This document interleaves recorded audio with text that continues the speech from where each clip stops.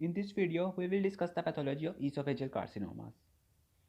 So based on morphology, esophageal tumors can be classified into two types, that are adenocarcinoma and squamous cell carcinomas. The adenocarcinomas, as the word adeno implies, are composed of glandular epithelium. The word adeno means glandular.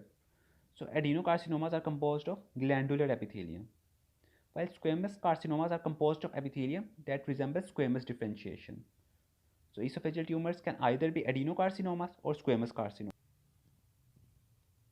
Now, these different morphologies also have different regional distribution in such a way that squamous cell carcinomas usually develop in upper two-thirds of esophagus, while adenocarcinomas develop in lower one-third of esophagus.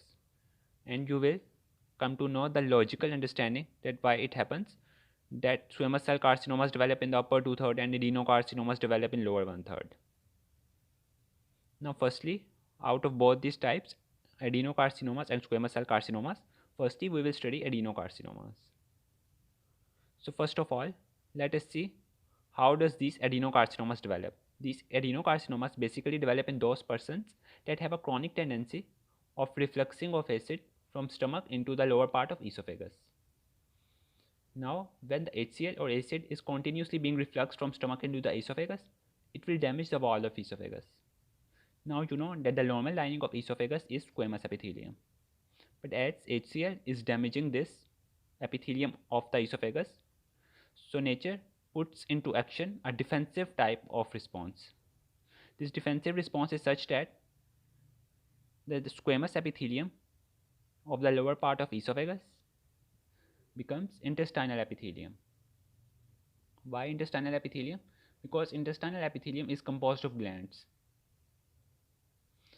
And as intestinal epithelium is composed of glands, so this intestinal epithelium that has now developed abnormally in the lower part of esophagus, it will release secretions that are rich in bicarbonate.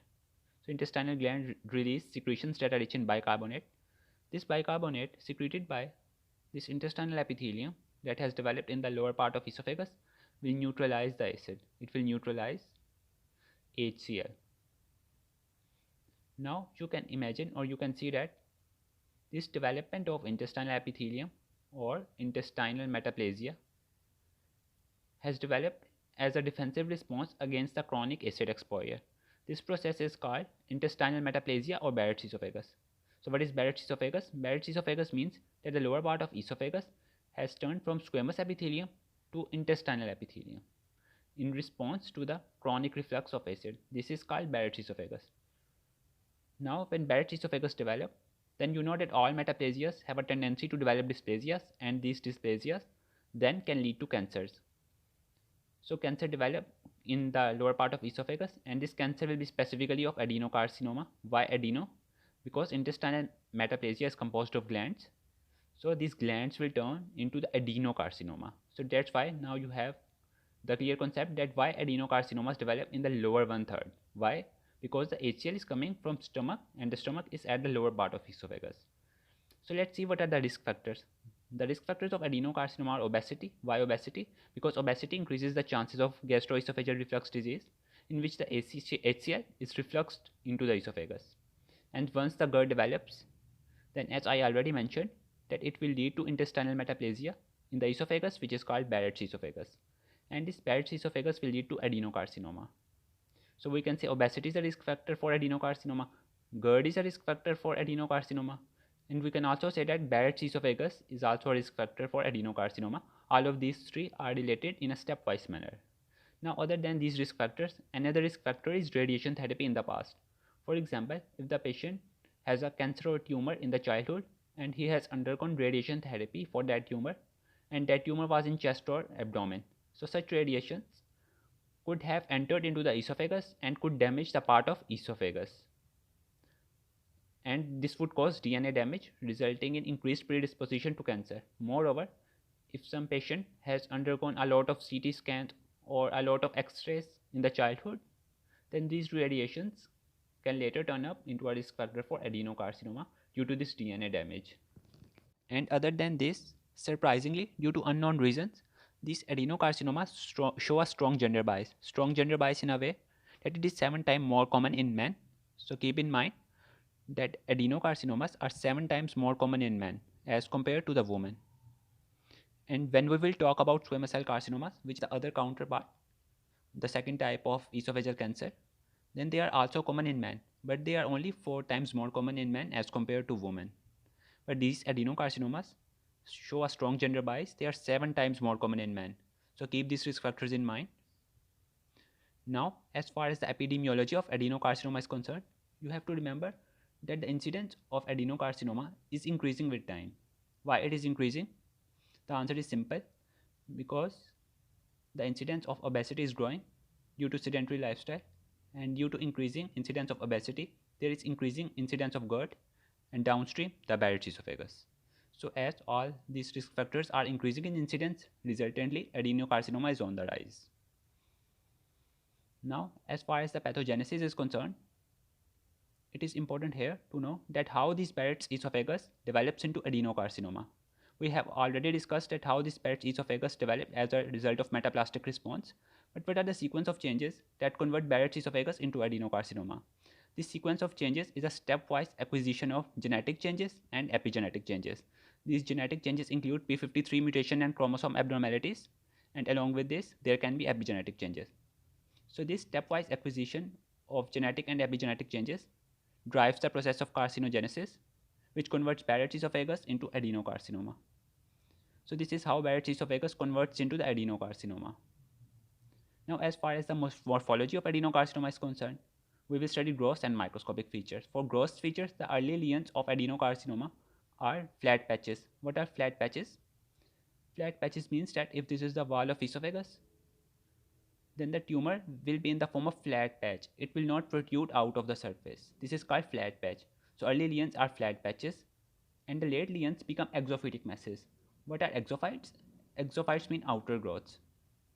So if this esophagus, from here, the tumor will grow outward into the lumen. Such morphology is called exophytic masses. So early lesions are flat patches and late lesions are exophytic masses. Now, as far as the microscopic features are concerned, the keywords to remember are that adenocarcinomas are composed of glands and they develop on a background of Barrett's esophagus. So as they are glandular, so the keyword is glands with mucin. So these adenocarcinomas are back-to-back glands, and these are lined by columnar epithelium with goblet cells. These are the columnar epithelium and this is goblet cell. You know that intestinal epithelium is also like that. So you will see glands lined by intestinal epithelium with goblet cells. And obviously these glands will secrete mucin, and other than this, as this has developed on a background of Barrett's esophagus, so you will also see Barrett's esophagus on the microscopic slide. There will be this esophageal carcinoma comprising of glands with mucin, and along with this, the adjacent regions will contain Barrett's esophagus. Now, as far as the clinical features of adenocarcinomas are concerned, you know that adenocarcinomas develop in the lower one-third of the esophagus. And when they develop in the lower one-third of esophagus, they will try to cause obstruction of the food that is passing from the esophagus into the stomach. So we can say there is obstruction, and this obstruction will not allow the food to pass beyond. This will result in dysphagia. Dysphagia means difficulty in swallowing. You know that swallowing has 3 stages. First, the food moves from oral cavity to pharynx, then it moves down the pharynx into the esophagus, and then it has to pass beyond the esophagus. So the esophageal part of swallowing will be impaired, resulting in dysphagia, and along with this dysphagia, as the tumor is not allowing the food to pass through, so the food will be vomited out. So there will be dysphagia or vomiting. Secondly, if no food is entering into the stomach or intestine, the patient will develop malnutrition or weight loss. Secondly, sometimes the esophageal carcinoma or adenocarcinoma that has developed in the esophagus can destroy the walls. This can cause chest pain. And obviously, when the tumor will metastasize, there will be signs of metastasis as well. Now, how the diagnosis of adenocarcinoma is made? For definitive diagnosis, you put an endoscope in the mouth and down the intestine. You take a biopsy of the lesion in esophagus and you see the biopsy specimen under the microscope. And on microscope, you will see characteristic morphology that I have already discussed. that tumor will be composed of glands with mucin on a background of Barrett's esophagus. Now, this will establish the diagnosis of adenocarcinoma. But how will you stage the tumor? As you know, that staging comprises of T, N, and M. For T, that is tumor, you will do endoscopic ultrasound. Endoscopic ultrasound means that you will put an endoscope in the mouth and in the esophagus, and this endoscope has an ultrasound probe at its end.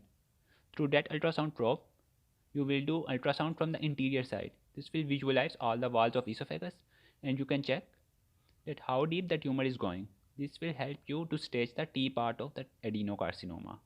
Then for lymph nodes, either you can do endoscopic ultrasound.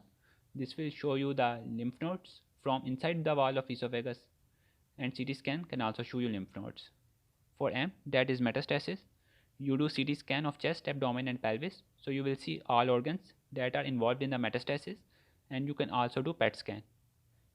PET scan means positron emission tomography, in which we inject radioactive glucose in the body. This radioactive glucose is taken by all cells, but more so by the cancerous cells. So as cancerous cells have more ability to uptake the glucose, when you inject the patient with radioactive glucose, the cancer cells will take up the glucose and will be visualized more on the imaging. So this is how T and M staging is done. These are the diagnostic tests. However, you have to remember that the definitive diagnostic test is always done through biopsy and microscopy.